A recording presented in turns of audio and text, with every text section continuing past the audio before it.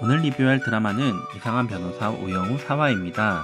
지난 3화에서 사직서를 낸 우영우는 아버지 식당에서 아버지를 도와 서빙을 보게 되는데 친구 그라미가 찾아오게 됩니다. 고등학교 시절 아버지는 영우가 괴롭힘을 당하자 시골 강화도로 이사왔지만 그것도 다르지 않았습니다.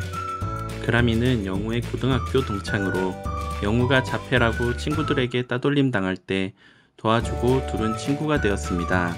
그라미의 부모님은 강화도에서 농사를 짓고 있었고 할아버지가 남겨준 땅이 개발지역이 되면서 보상금 100억을 받게 되었는데요. 그 땅은 모두 그라미의 아버지에게 물려준 땅으로 아버지의 형들에게 나눠줄 의무는 없었습니다. 그러나 형들이 법을 이용해 강압과 거짓으로 사기를 치고 계약서에 사인을 하게 합니다.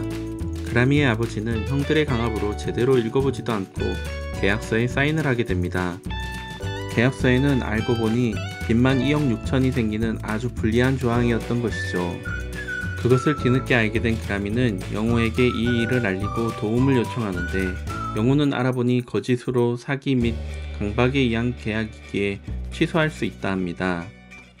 자신은 변호사를 그만두었기에 한바다의 정명석 변호사를 소개하는데 정명석 변호사는 이건 패소할 거라 안 하겠다 하고 할 거면 아직 사표 수리 안 됐으니 직접 변호하고 그 후에 사표에 대해 이야기하자고 영우를 다시 오게 합니다.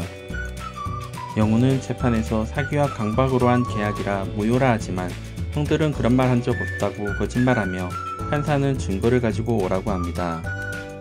아버지는 그날 이장이 이야기를 엿들은 것을 짐작하고 찾아가는데 이장은 얘기를 들었다며 증언을 해주기로 하지만 형들이 뒤에서 수작을 부렸고 친구는 재판에서 아무것도 못 들었다고 거짓말을 하게 됩니다. 이에 재판은 지게 생겼고 그라미는 증거를 만들 수도 없고 답답하다고 하자 영우는 증거가 없으면 만들면 된다 생각하며 법을 이용해 한 가지 계획을 세우게 됩니다. 할아버지의 제삿날 그라미의 가족들은 제사 드리는 곳을 찾아가 답답함과 억울함을 호소하며 술고장을 부리자 삼촌들은 그라미와 그라미의 아버지를 폭행하게 됩니다. 이 사건으로 다시 열린 재판에서 판세를 뒤집게 됩니다.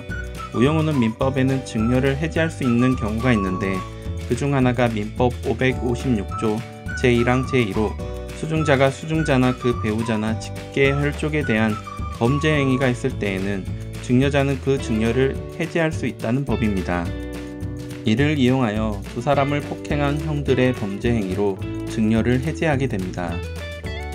형들은 재판이 끝나고 동생에게 찾아가 무릎 꿇고 돈 욕심이 나서 형들 형편이 좋지 않아 그랬다고 눈물 흘리며 사죄를 하죠. 그라미 아버지는 형들을 용서하고 세금을 제외하고 똑같이 재산을 나누기로 약속하고 계약서에 사인을 합니다. 그라미는 영우에게 감사하다며 팔에 문신까지 한 것을 보여주는데 영우는 이에 큰 용기를 얻는 것 같습니다. 그리고 정명석 변호사를 찾아가 사표가 수리되지 않았으면 다시 출근하고 싶다 하고 자기 사무실로 돌아가 기뻐합니다. 준호는 영우를 위해 큰 선물을 준비하는데 대회의실에 큰 고래 사진을 보여주게 됩니다. 영우는 사진을 보고 감탄하고 감동을 받게 되죠. 두 사람의 러브스토리가 갈수록 흥미진진해집니다. 오늘은 4화의 내용을 간단히 요약해 보았습니다. 실제로 재산 상속에 있어서 가족 간에 많은 다툼이 일어나기도 하는데요. 그런데 원래는 모든 재산이 동생의 것임에도 불구하고 거짓으로 다 뺏고 거기에 빚까지 떠넘기려는 형제들을 보면 너무 안타까웠습니다. 재산 상속으로 형제 간에 칼부림이 일어나는 경우도 보게 되는데 돈이 중요하다지만 목숨보다 중요한 게 아니라는 생각이 드네요. 그리고 상속세가 우리나라는 진짜 너무 많은 거 아닌가 생각이 들기도 합니다. 100억에 대한 세금이 40억이나 된다니 말이죠. 다음 화에서는 어떤 내용이 펼쳐질지 5화 리뷰에서 뵙겠습니다. 구독과 좋아요는 영상 제작에 큰 힘이 됩니다. 감사합니다.